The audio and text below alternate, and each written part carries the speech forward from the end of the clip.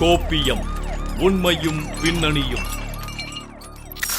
தூத்துக்குடி அமுதா நகரை சேர்ந்த அருணாச்சலம் என்ற வாலிபரை தென்பாக்கம் காவல்துறையினர் சட்டவிரோதமாக மது விற்றதாக கைது செய்து விசாரணைக்கு அழைத்துச் சென்ற நிலையில் காவல் நிலையத்தில் மயங்கி விழுந்ததாக உடலில் காயங்களுடன் தூத்துக்குடி அரசு மருத்துவக் கல்லூரி மருத்துவமனையில் சிகிச்சை பெற்று வந்த நிலையில் சிகிச்சை பலனின்றி பரிதாபமாக உயிரிழந்த அதிரவைக்கும் சிறை மரணத்தை பற்றி இப்போது பார்க்கலாம்.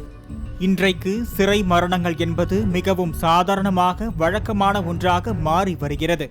இதற்கு பல சம்பவங்கள் சாட்சியாக இருக்கும் நிலையில் தூத்துக்குடியில் 26 வயதான அருணாச்சலம் என்ற இளைஞரின் மரணம் மீண்டும் அதிர்ச்சியை ஏற்படுத்தியுள்ளது. தூத்துக்குடி அமுதா நகர் பகுதியை சேர்ந்தவரான நாகராஜன் என்பவரது 26 வயது மகன் அருணாச்சலம் தூத்துக்குடி 3வது மைல் பகுதியில் உள்ள ஒரு அரசு மதுபான கடை பாரில் வேலை பார்த்து வந்துள்ளார். இந்த நிலையில் கடந்த 17ஆம் தேதி மதுபான கடை மூடிய பின்பு சட்டவிரோதமாக மதுபானம் விற்பனை செய்ததாக கூறி தென்பாகம் காவல்துறையினர் அவரை கைது செய்து அவரிடம் இருந்து 120 பாட்டில்களை பறிமுதல் செய்து காவல் நிலையத்திற்கு அழைத்து சென்றுள்ளனர்.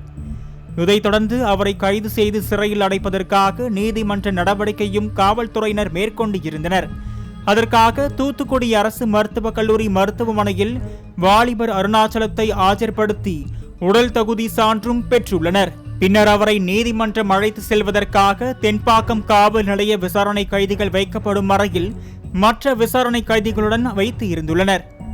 அப்போது அவருக்கு திடீரென வலிப்பு ஏற்பட்டு கீழே விழுந்து தலை உள்ளிட்ட இடங்களில் காயம் ஏற்பட்டதாக கூறி காவல்துறையினர் அவரது குடும்பத்தினருக்கு தகவல் தெரிவித்து குடும்பத்தினர் உதவியுடன் தூத்துக்குடி அரசு மருத்துவக் கல்லூரி மருத்துவமனையில் சிகிச்சைக்காக சேர்த்துள்ளனர். இந்த நிலையில் கைது செய்யப்பட்ட அருணாச்சலத்தை காவல்துறையினர் சொந்த ஜாமீனில் விடுவித்தனர். இந்த நிலையில் மருத்துவமனையில் சிகிச்சை பெற்று வந்த அருணாச்சலத்திற்கு பின்தலையில் ஏற்பட்ட காயம் காரணமாக இரத்த கசிவு அதிகமாக இருந்ததால் மருத்துவர்கள் அறுவை சிகிச்சை செய்ய வேண்டும் என்று கூறியதை தொடர்ந்து கடந்த 21ஆம் தேதி அருணாச்சலத்திற்கு தூத்துக்குடி அரசு மருத்துவக் கல்லூரி மருத்துவமனையில் தலையில் அறுவை சிகிச்சை செய்யப்பட்டுள்ளது. இந்த நிலையில் கடந்த 2 நாட்களுக்கு முன்பு காலை சிகிச்சை பலனின்றி அருணாச்சலம் பரிதாபமாக உயிரிழந்துள்ளார்.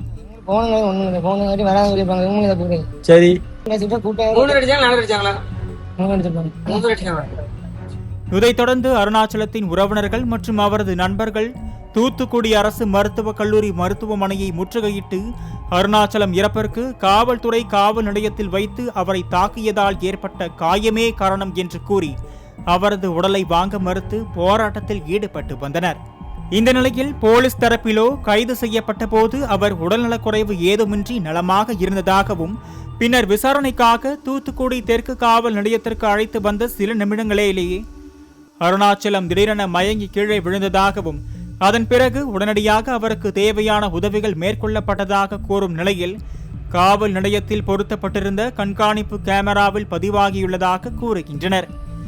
மேலும் இது தொடர்பாக காவல்துறையினர் விசாரணை மேற்கொண்டு வருவதாகவும் சம்பவத்தின் உண்மை நிலை குறித்து முழுமையான விசாரணைக்கு பிறகே அடுத்த கட்ட தகவல்கள் வெளியிடப்படும் என்றும் தெரிவித்திருக்கும் நிலையில் பிரேத அறிக்கையின் முடிவை தொடர்ந்தே வழக்கின் நிலை தெரியவரும் நிலையில் இந்த சம்பவம் அப்பகுதியில் பெரும் பரபரப்பை ஏற்படுத்தியுள்ளது.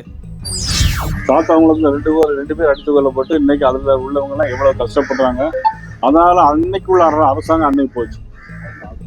அதன் பிறகு சிவகங்கையில் நடந்த சம்பவம், சிவகங்கையில் நடந்த லாக்அப் சம்பவம் அந்த அரசாங்கமும் போச்சு. ஆனா அதெல்லாம் கடைசி அந்த ஆட்சி காலத்துல கடைசி கட்டத்துல வந்துச்சு. ஆனா இப்போ ஆரம்பத்திலே இதை ஆரம்பிச்சிருக்கிறாங்க. சோ அந்த ஆட்சிகளுக்கும் இந்த ஆட்சிகளுக்கும் எந்த வித்தியாசமும் இல்லை.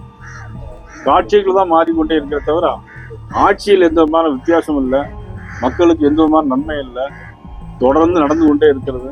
சிறை மரணங்கள் தொடர்ந்து வரும் நிலையில் நன்றாக இருந்த அருணாச்சலத்தை விசாரணை என்ற பெயரில் காவல்துறை அடித்து கொன்றுவிட்டதாக உறவினர்கள் குற்றம் சாட்டி வரும் நிலையில் போலீசாரோ அவராகவே மயங்கி விழுந்து விட்டதாக கூறி சிசிடிவி காட்சிகளை கை காட்டும் நிலையில் மருத்துவமனையில் இருந்தபடியே தன்னை 4 போலீசார் தான் அடித்ததாக அருணாச்சலத்தின் வாக்குமூலமும் பிரேத பரிசோதனையின் அறிக்கையுமே இந்த வழக்கை அடுத்த நிலைக்கு கொண்டு செல்லும் நிலையில் அருணாச்சலத்தின் மரணம் மீண்டும் போலீசாரின் மீதான அச்சத்தையே பொதுமக்கள் மத்தியில் அதிகப்படுத்தியுள்ளதே தவிர குற்றவாளிகளிடமோ சமூக விரோதிகளிடமோ இல்லை என்பதுதான் ஏமாற்றம். மீண்டும் பல குற்ற சம்பவங்கள் மற்றும் அதன் பின்னணியுடன் அடுத்த கோப்பியம் நிகழ்ச்சியில் உங்களை சந்திக்கும் வரை உங்களிடமிருந்து விடைபெறுவது லாவண்யா ஸ்ரீனிவாசன்.